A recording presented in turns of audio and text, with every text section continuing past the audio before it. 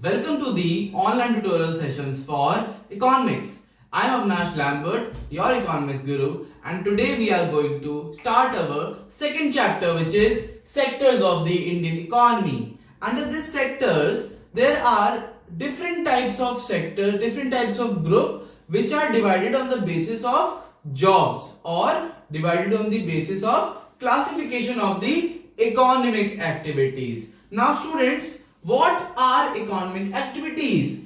Now, those activities which generate some sort of income, which generates some income is known as economic activities. Basically, all those activities due to which some sort of money is generated or income is generated, that activity is always termed as economic activities. Now, if we classify all the economic activities or in groups, they are known as sectors. When we classify the economic activities or we group them or we group all the economic activities, then those are known as the sectors. Now, they can be grouped into three sectors.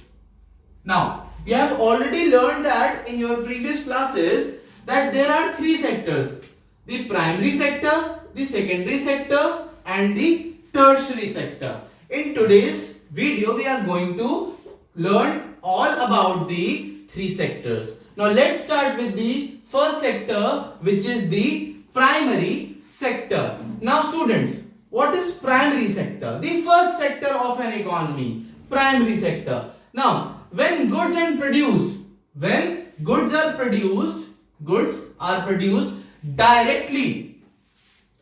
directly using or exploiting natural resources. Basically, those goods which are produced directly by using the natural resources or by exploiting the natural resources. If we use a natural resource to produce something, then that production of good comes under the primary sector. Fine. When goods are produced or directly by using or exploiting the natural resources is known as the activities of primary sector. Now, what comes under the primary sector? Basically, agriculture, dairy farming, fishing, forestry and mining of minerals and ores.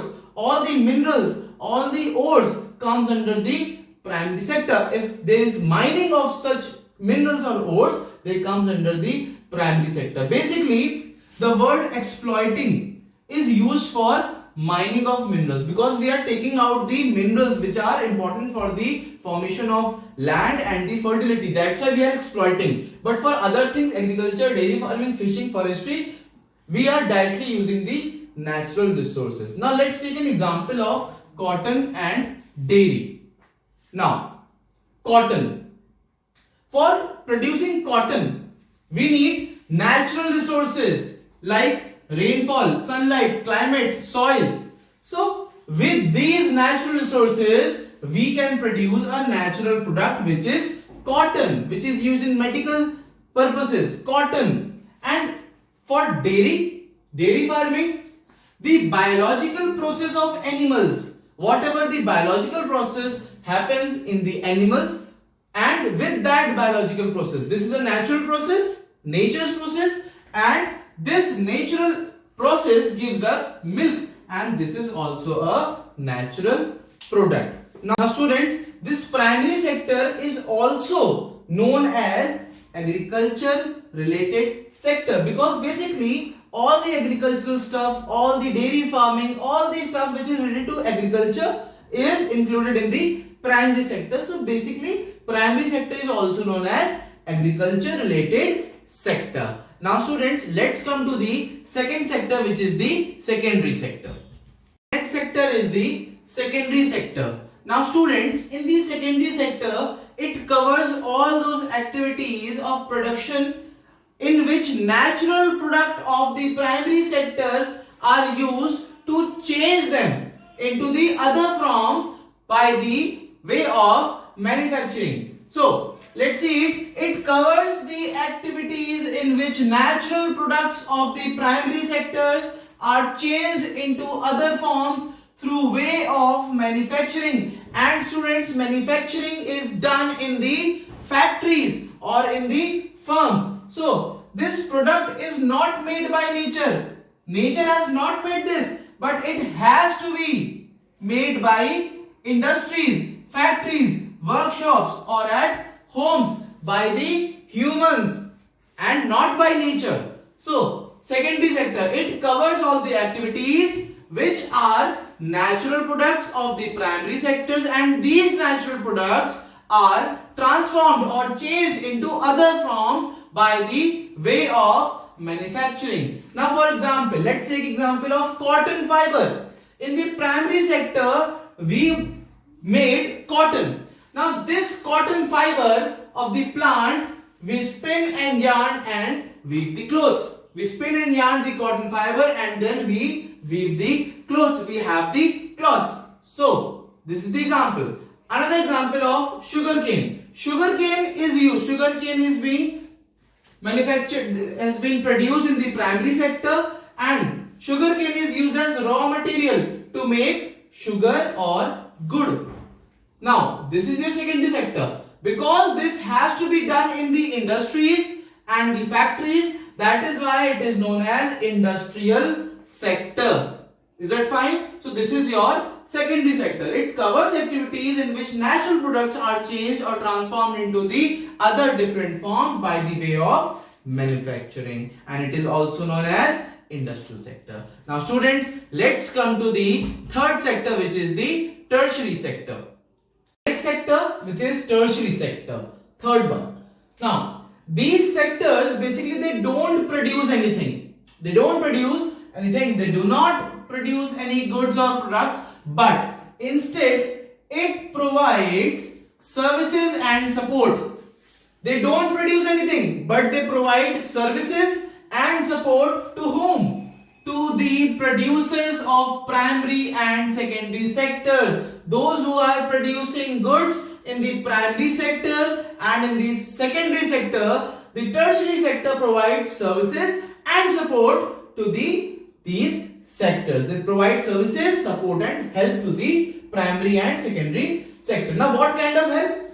They provide financial help, banking. They provide transportation so that their goods can be transferred to one place to another.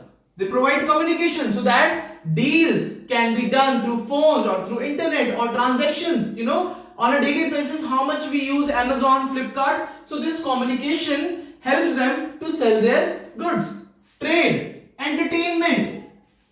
You have heard about Netflix and different other streaming devices where you can watch the shows online by just paying them and you can have the services. So these are your tertiary sector, the examples of tertiary sector. But student, there are some other non-production services which also comes under the tertiary sector, like the services of a teacher, the services of a doctor, the barber, accountants, lawyer, etc. They all come under the non-production services. So in today's time, internet cafes are playing a much important role in the tertiary sector. The ATM booths, the call center, the software companies, they all are providing help to the primary and secondary sector for selling and purchasing and marketing of their products. So they all come under the tertiary sectors. Now, because they are providing services to the other sectors, that's why they are known as service sector. Tertiary sector is also known as service sector. Now students, your three sectors are completed. Now let's come to the last topic for today.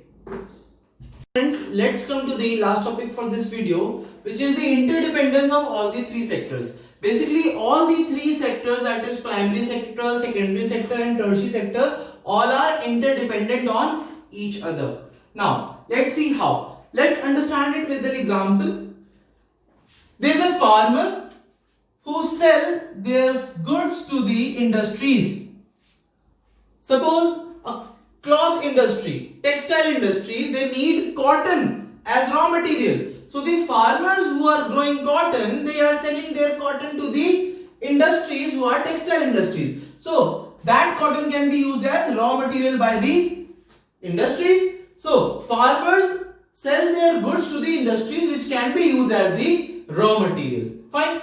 Now these industries industries provide agricultural equipments like fertilizers, pesticides and different other equipments, tools which industries are making and they are providing it to the farmers so that they can use them in their agricultural process. Now we can say that primary sector and secondary sector are connected this way. Transport carry products of primary and secondary sectors. Transport helps.